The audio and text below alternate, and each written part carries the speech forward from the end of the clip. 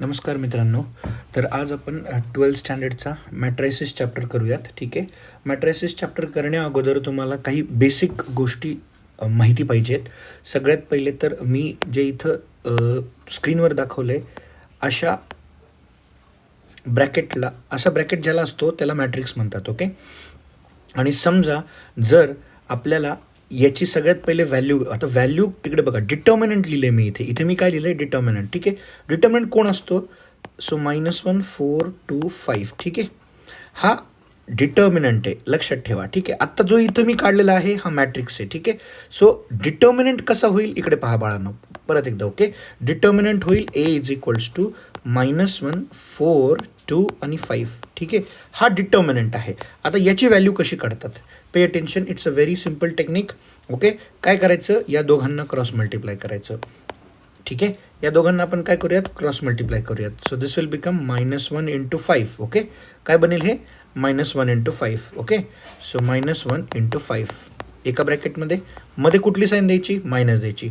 Now what you have to take? Now you have to take this 2. ठीक आहे. या दोघांना घ्या. 4 2 जा. ठीक आहे. सो -5 -8. ठीक आहे. -13 ही आली आहे आपली व्हॅल्यू. ठीक आहे. पण आता ही जी व्हॅल्यू काढलेली आहे ही आहे 2/2 डिटर्मिनंटची. Is it clear? ठीक आहे. आता आपण 3/3 डिटर्मिनंटची व्हॅल्यू चेक करूयात कशी काढतोयात आपण. ठीक आहे. Let us understand. आता हा 3/3 डिटर्मिनंट आहे. सगळ्यात पहिले तर हा मॅट्रिक्स आहे. ठीक आहे. डिटर्मिनंट कसा होईल? If I will rub this part, हे दोन जर मी पुसले आणि जर मी काय केलं, हे बघा अशा पद्धतीचं केलं तर हे झाला डिटर्मिनंट. Is it clear? ठीक आहे. मला हा फरक समजून सांगायचा होता तुम्हाला डिटर्मिनंट आणि मॅट्रायसिसमधला, म्हणून मी हे अशा पद्धतीने मांडलं होतं. Is it clear? Now what you have to do is, ठीक आहे, आपण काय करायचं, सगळ्यात पहिले तर मित्रांनो समजून घ्या बरं का बाळांनो, की यामध्ये जर आपण बघितलं तर आडव्यांना काय म्हणत असतो आपण? रोज म्हणत असतो. आपण काय म्हणत असतो? रोज. ठीक आहे. आणि जे उभे आहेत मी वेगळ्या कलरने दाखवतो, जे उभे आहेत यांना म्हणत असतो आपण कॉलम्स. काय म्हणत असतो यांना आपण? कॉलम्स. Is it clear? ठीक आहे. सो आपल्याकडे टोटल 3 रोज आहेत आणि 3 कॉलम्स आहेत, म्हणून या डिटर्मिनंटचा जो ऑर्डर असेल तो 3/3 असेल. Is it clear? ठीक आहे. समजलं?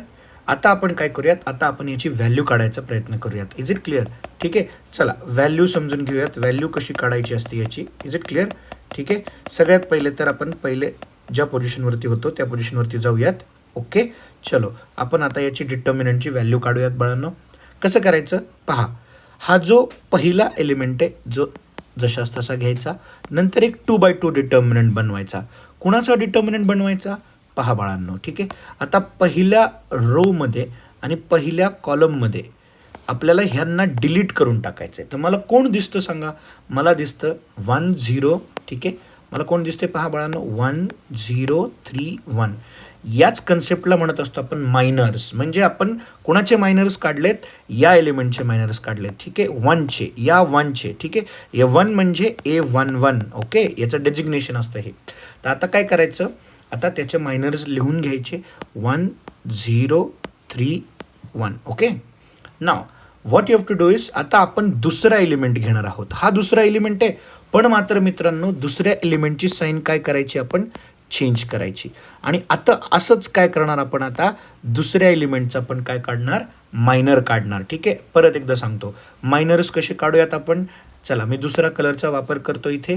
ठीक आहे. I will use different colour for proper understanding. ठीक आहे. आता मी काय करतोय, 1 -1 ज्या रोमध्ये ज्या कॉलममध्ये त्याला डिलीट करून टाकतो. मला कोण दिसतंय बघा, मला इथे कोण दिसते? 2 0 3 1. मग मी त्याच ऑर्डरमध्ये यांना लिहून घेणार. ठीक आहे. सो 2 0 3 1. Next last step. ठीक आहे. आता मला कोणाचे मायनर्स, आता मला कोणाला लिहायचं आहे? 3ला लिहायचं आहे. ठीक आहे. बरं, या 3ची साईन चेंज करायची का? नाही. So moral of the story is, फक्त जो हा एलिमेंट असतो ना मधला, हा एलिमेंट, या एलिमेंटचीच फक्त साईन काय करणार आपण? चेंज करणार. ठीक आहे. आणि आता काय करूयात, आता आपण, मी परत वेगळा कलर वापरतो. आता वेगळ्या कलरने मी काय करूयात पहा बाळांनो, आता आपण 3 ज्या रोमध्ये आहे आणि ज्या कॉलममध्ये याला डिलीट करूयात. तर मला कोण कोण दिसतं इथे? ठीक आहे. मला दिसतं इथं 2 1 3 3 हे दिसतात की नाही? मग मी यांना मांडून घेतो इथे. Is it clear? So this will be 2 1 3 3. चलो फायनली आता आपण काय काढूयात, आपण आता याची व्हॅल्यू काढूयात बाळांनो. कशी काढायची व्हॅल्यू? से फॉर एक्झाम्पल या 1ला असंच लिहूयात. आणि आत्ताच आपण 2 मिनिटापूर्वी मागच्या सममध्ये बघितलं की 2/2चा डिटर्मिनंट कसा काढायचा असतो. So it is very simple. या 1नी या 1ला मल्टिप्लाय करायचं, या 3नी 0ला मल्टिप्लाय करायचं. 1 1 जा इज 1, मध्ये मायनस साईन द्यायची, 3 0 इज 0. ठीक आहे, प्लस 1 मल्टिप्लाइड बाय सेम पुढचं पण करायचं. 2 1 जा 2 आणि 3 0 जा 3 0 जा 0 प्लस 3 into. ठीक आहे, 2 3 जा 6 minus 3 1 जा 3. Done. Now what you have to do is, now you have to solve the brackets. ठीक आहे, मधल्या ब्रॅकेट्सला सॉल्व्ह करणार आहोत आपण. ओके, मी काय केले बघा, सिम्पली मी मायनस केले. 1 minus 0 is 1, 2 minus 0 is 2 and 6 minus 3 is 3.